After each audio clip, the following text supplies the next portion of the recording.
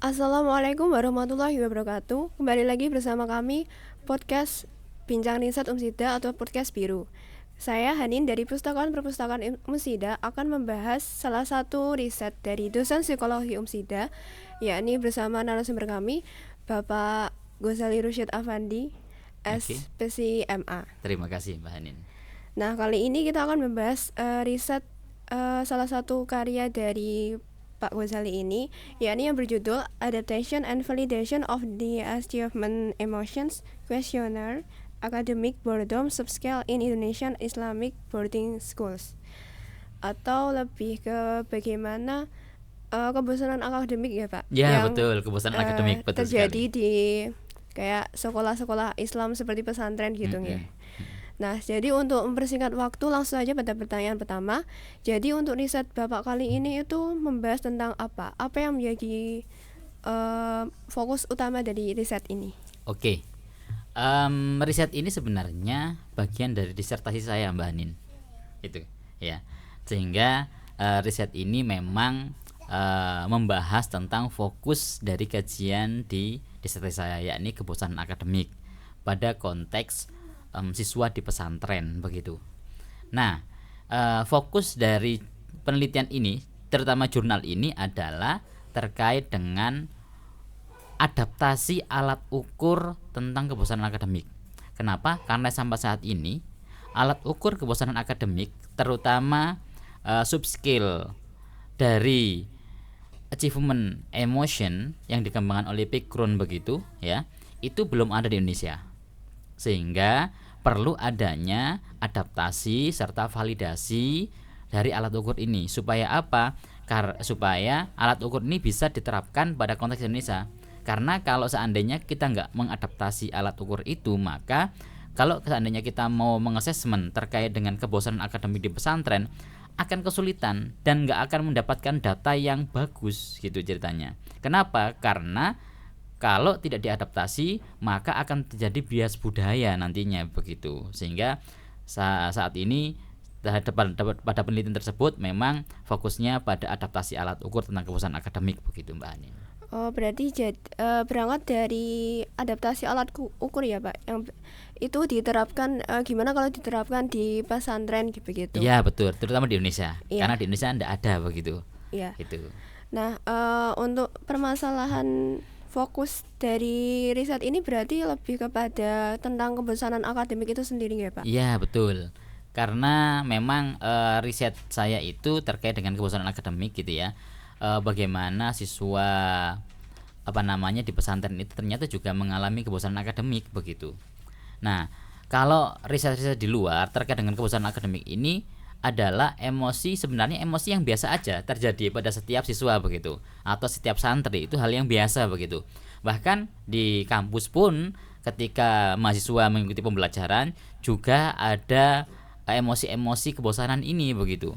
Nah, yang menjadi persoalan adalah ketika emosi kebosanan ini gitu ya, emosi kebosanan ini tidak atasi dengan baik ya, tidak dicarikan solusinya dengan baik, tidak dicarikan alat asesmennya secara tepat begitu, maka ini akan berdampak buruk. Kenapa? Pada teori-teori atau penelitian-penelitian yang lain itu ternyata kebosanan akademik itu bisa mengakibatkan seorang siswa itu memiliki prestasi yang rendah, terus kemudian mengalami prokrastinasi akademik, mengalami ketidakterikatan terhadap proses pembelajaran, bahkan sampai menyebabkan terjadinya stres ya. Akhirnya berdampak pada siswa ini akan mengalami drop out. Itu pada kasus-kasus yang ekstrim begitu. Nah, sehingga karena memang ini hal yang biasa, karena dalam setiap pembelajaran itu pasti ada emosi-emosi yang menyertai gitu ya. Maka salah satunya adalah kebosanan akademik, maka ini yang menjadi fokus kami begitu. Kenapa lagi yang kedua adalah bahwa jika di pesantren itu kan pembelajarannya kan penuh waktu, mulai dari pagi sampai malam, kemudian istirahat, kemudian pembelajar lagi dan seterusnya, putar dan tempatnya di situ-situ terus begitu ya. Maka kemungkinan besar siswa atau santri ini mengalami kebosanan akademik. Nah, di sanalah kami mencoba untuk mencari solusinya. Bagaimana kebosanan akademik ini bisa diatasi sebelum menjadi problem-problem yang itu membuat siswa menjadi memiliki prestasi yang kurang bagus nantinya begitu. Berarti berangkat dari tentang gimana kondisi di pesantren gitu yang dengan jadwal yang ketat, Ya, padat disiplin begitu, dan betul. cenderung monoton gitu. Monoton, betul. Jadi tentu akan menimbulkan kebosanan akademik Ya, gitu pada betul. itu anak-anak di pesantren. Nah, dari situ ternyata juga bisa berdampak ke prestasi anak-anak sendiri ya, Pak. Ya, betul. Dampaknya kan akhirnya ke sana nantinya begitu ya. Maka apalagi kalau kita berbicara tentang pesantren itu kan punya value yang luar biasa ya. Mereka di sana tidak hanya diajarkan tentang bagaimana pendidikan umum begitu ya, tetapi ditekankan terkait dengan pembelajaran agama, pembelajaran akhlak, dan itu adalah hal yang penting dimiliki oleh anak bangsa gitu. Apalagi mereka generasi penerus. Ketika generasi penerus itu memiliki akhlak yang bagus gitu ya, sesuai dengan pesan atau nilai-nilai di pesantren begitu, maka itu adalah menjadi modal yang bagus ketika mereka menjadi pemimpin selanjutnya begitu. Nah, salah satu problemnya adalah adanya kebosanan akademik itu yang perlu diperbaiki atau dikaji atau diantisipasi begitu. Nah, dari permasalahan kebosanan akademik itu yang ternyata itu belum banyak dikaji berarti Pak di kalangan pesantren sendiri. Jarang gitu ya. Kalau dari ada beberapa sih saya menemukan mungkin 2 atau 3 penelitian begitu terkait dengan kebosanan begitu. Tetapi memang tidak spesifik mengarah pada kebosanan itu sendiri. Nah, di penelitian saya itu lebih ke arah sana. Karena memang kebetulan saya juga dari pesantren dulunya begitu ya. Saya dari SMA-nya di pesantren begitu. Karena memang saya merasakan atmosfer di pesantren seperti apa begitu, maka ada beberapa hal yang mungkin menggelitik saya begitu. Nah, salah satunya adalah tentang emosi. Kebetulan saya di psikologi juga. Dan ternyata setiap pembelajaran itu pasti diikuti oleh emosi-emosi, baik emosi positif maupun emosi negatif. Di pesantren itu tidak hanya bosan tapi senang juga, menyenangkan juga. Kenapa? Setiap pembelajaran itu pasti akan dibarengi dengan emosi-emosi negatif maupun positif gitu. Nah, cuman kebanyakan orang-orang itu ketika mengkaji terkait dengan pesantren itu emosi positif yang banyak dikaji. Ada emosi negatif yang dikaji, terutama tentang stres begitu. Tetapi terkait dengan kebosanan yang itu merupakan sumber dari beberapa kasus begitu, dari beberapa problem yang akan terjadi ya. Salah satunya adalah penurunan prestasi akademik, maka itu yang kami kaji begitu, lebih dalam gitu. Berarti sebenarnya berawal dari yang dialami Pak Ghazali sendiri nggih? Ya, dengan memang pengalaman di pesantren, terus mengalami berbagai emosi tersebut, baik itu emosi yang positif maupun negatif. Nah, dari situ juga timbul terkait kebosanan akademik sendiri yang perlu dikaji ulang, yang akhirnya menghasilkan riset ini begitu Pak. Betul sekali. Dan ini menjadi disertasi saya ceritanya gitu. Nah, untuk riset ini itu sendiri itu diteliti menggunakan metodologi apa Pak? Kalau alat ukur ini gitu ya, pengembangan alat ukur ini saya pendekatannya adalah psikometri gitu ya. Psikometri itu adalah bagaimana kita bisa mengembangkan sebuah alat ukur, kemudian melihat kualitas alat ukur melalui validitas dan reliabilitasnya begitu. Nah, pendekatan yang saya pakai itu menggunakan kuantitatif sebenarnya, karena saya harus menggali data banyak begitu. Nah, dari situ kemudian saya analisis menggunakan psikometri begitu. Nah, analisanya yang saya gunakan itu menggunakan CFA untuk construct validity-nya. Saya juga menggunakan content validity dan seterusnya itu. Kemudian saya hitung reliabilitasnya juga. Sehingga di dalam jurnal tersebut itu lengkap begitu ya. Mulai dari bagaimana cara pengembangannya, bagaimana cara melakukan adaptasinya, tahap-tahapannya ada di sana jelas semuanya, dan saya tampilkan juga semacam alur di dalam pengembangan alat ukur yang mungkin itu kalau teman-teman mau mengacu juga bisa dipakai untuk pengembangan alat ukur begitu. Kemudian setelah saya tampilkan itu juga saya tampilkan hasil analisisnya keseluruhan, tetapi saya simpulkan begitu dalam bentuk tabel-tabel sehingga lebih enak dibaca terkait dengan kualitas alat ukur ini. Sehingga bagi yang memerlukan alat ukur tentang kebosanan akademik begitu, terutama pada konteks Indonesia ya. Kalau memang mau konteks pesantren silakan begitu ya. Maka jurnal ini bisa menjadi rujukan ya, karena belum ada alat ukur yang serupa yang diadaptasi di Indonesia begitu. Berarti untuk metodenya sendiri itu berarti dijelaskan dengan sangat lengkap ya Pak? Sangat lengkap. Mulai dari bagaimana mengembangkannya, terus cara adaptasinya, dan bagaimana itu dituangkan dalam konteks di Indonesia tersendiri, khususnya di pesantren untuk riset yang kali ini. Betul sekali, betul. Nah dari situ hasil yang paling menarik dari riset ini itu apa Pak? Jadi hasil yang menarik dari riset ini itu adalah bahwa setelah kami melakukan adaptasi alat ukur, tidak hanya menerjemahkan ya, hanya menerjemahkan dari bahasa Indonesia ke dari bahasa aslinya ya, dari bahasa Inggris begitu, Achievement Emotion Questionnaire AEQ ya, itu singkatannya begitu. Setelah kami adaptasi ya, kemudian dari adaptasi itu ternyata setelah hasil adaptasi itu terbukti ya, ternyata hasil adaptasi itu benar-benar valid dan reliable. Tetapi memang ada beberapa item begitu ya, beberapa pernyataan begitu yang mungkin kurang bagus skornya begitu, loading faktornya mungkin kurang atau daya diskriminasinya juga kurang katakanlah. Itu kemudian kita buang ya, tetapi coba kita buat dua model secara keseluruhan full model gitu, dan model yang sudah kita buang yang memiliki loading faktor rendah atau daya diskriminasi yang rendah begitu. Nah dari situ ternyata terbukti bahwa alat ukur ini benar-benar valid dan reliable sesuai dengan konteks budaya Indonesia dan khususnya pada konteks pesantren begitu. Maka itu yang menjadi poin utama di dalam alat ukur ini, sehingga alat ukur ini bisa menjadi rujukan untuk melakukan assessment tentang kebosanan akademik begitu. Berarti sangat insightful ya Pak. Yeah, nah tentunya dari hasil penelitian ini kan akan sangat bermanfaat bagi pengembangan keilmuan begitu. Nah mengapa itu penting untuk dipelajari begitu Pak, apalagi khususnya bagi psikologi pendidikan tersendiri gitu. Iya.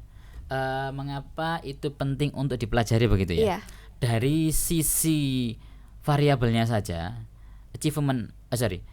academic boredom atau kebosanan akademik itu dari sisi itu aja itu sudah penting untuk dipelajari. Tidak hanya pada konteks pesantren sebenarnya, tetapi bisa aplikasikan ya pada konteks-konteks yang lainnya yang itu ada di Indonesia. Contoh mungkin sekolah madrasah aliyah barangkali, kemudian madrasah sanawiyah barangkali, kemudian SMP reguler biasa, SMA reguler biasa, SMK, dan itu bisa dipakai untuk melihat atau menanggulangi kebosanan akademik yang terjadi pada pembelajaran ketika siswa mengikuti proses belajar mengajar di sekolah. Itu yang satu yang penting. Yang kedua adalah dari segi validasinya memang ini penting banget gitu ya.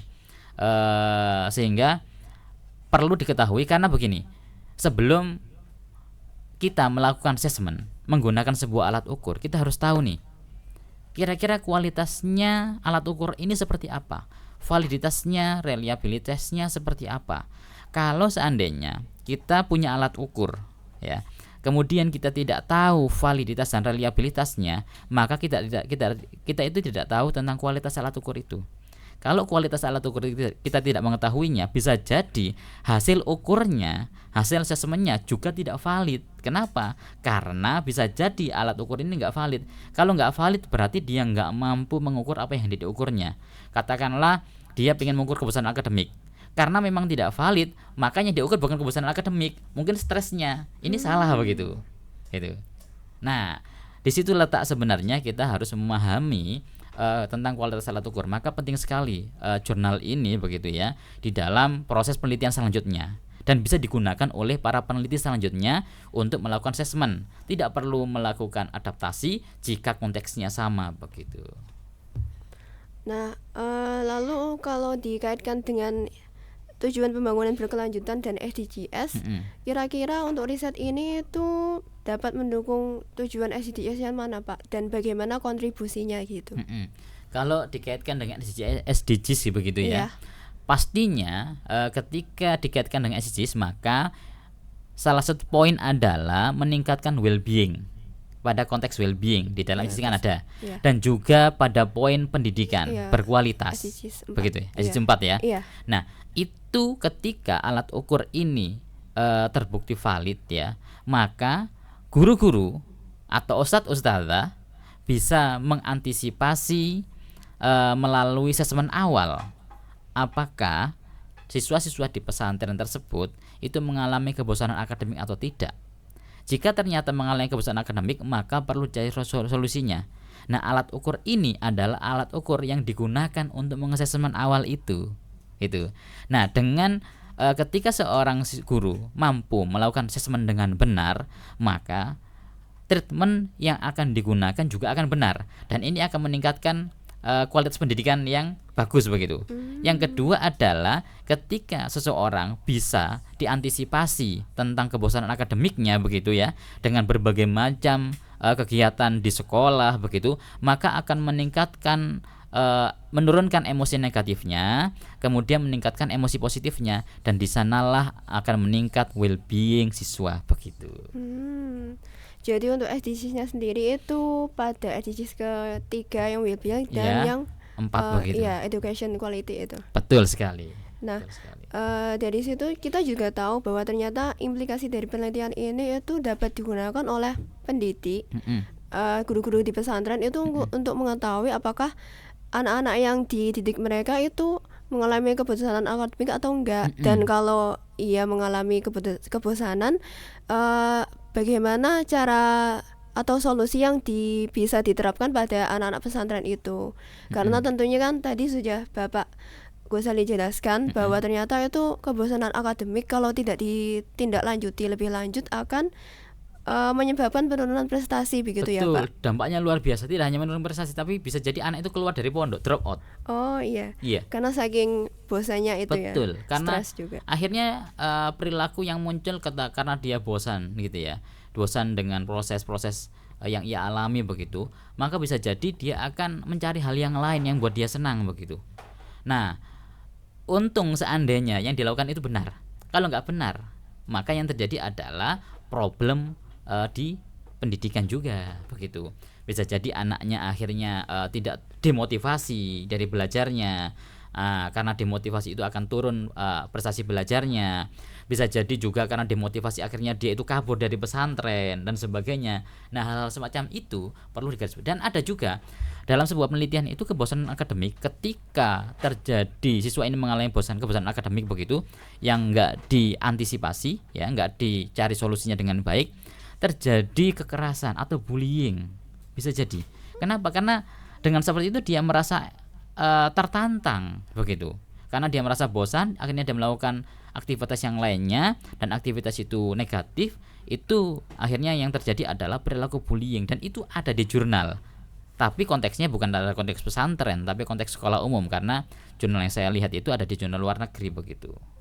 Berarti dari sini pun kita jadi tahu ya Pak, kalau ternyata kebosanan akademik itu nggak bisa dianggap sepele gitu. Nggak bisa. Karena nggak bisa, itu ternyata bakalan mengarah ke banyak hal gitu. Iya. Yang sampai mungkin anaknya yang mengalami itu bullying atau menjadi pelakunya begitu. Betul, ya Pak. betul. Dan kebosanan akademik ini adalah emosi yang jarang diperhatikan. Padahal banyak sekali hasil survei saya itu, banyak sekali siswa yang mengalami kebosanan akademik begitu. Banyak sekali. Tapi dianggap sepele begitu, dianggap lewat saja. Nah, kalau itu nggak diantisipasi, menumpuk. Kenapa? Karena problem psikologi itu tidak kemudian terjadi sekali kemudian kejadian enggak, tetapi menumpuk baru menyebabkan perilaku yang negatif di kemudian hari gitu. Itu yang perlu diantisipasi. Iya, berarti dari sini penting sekali untuk mempelajari tentang bagaimana kebosanan akademik itu dan pengaruhnya ke perkembangan anak itu sendiri ya Pak. Betul sekali. Nah, dari riset ini untuk rencana ke depannya itu seperti apa? Apakah ada pengembangan lebih lanjut Ada. gitu? Kalau riset ini adalah riset awal terkait dengan Kebusanan adaptasi ya, kebusanan Oh akademik iya. gitu ya. Kemudian saya mencoba untuk membuat model terkait dengan apa sih yang menyebabkan anak atau santri itu bosen ya. Apakah lingkungan yang kurang bagus, lingkungan yang monoton katakanlah, atau pembelajaran yang kurang menantang, atau keyakinan diri mereka itu kurang, atau kurangnya nilai-nilai yang mereka rasakan ketika mereka belajar di sebuah pesantren begitu. Itu yang akan saya jadikan sebuah model nantinya begitu. Nah, model itu akan menjadi poin utama begitu ya ketika akan melakukan intervensi nantinya. Nah, sekarang ini saya juga sedang sudah membuat buku tentang psikologi kebosanan begitu. Dan diterbitkan di perpustakaan juga, tetapi baru masih proses ISBN begitu. Oh, Nah, iya. itu bagus juga ya. Sehingga di dalamnya nanti kita bahas Iya. gitu ya, next gitu ya untuk Iya. bukunya itu gitu. Dan itu kayaknya menarik Pak tentang psikologi kebosanan. Psikologi ya? kebosanan, betul. Berarti lebih meluas daripada sekedar di kebosanan akademik saja. Betul, lebih luas dari itu. Oh Gitu. iya. Gitu. Iya, kami tunggu Pak. Oke, boleh. Nanti diundang pas lagi kayaknya ya.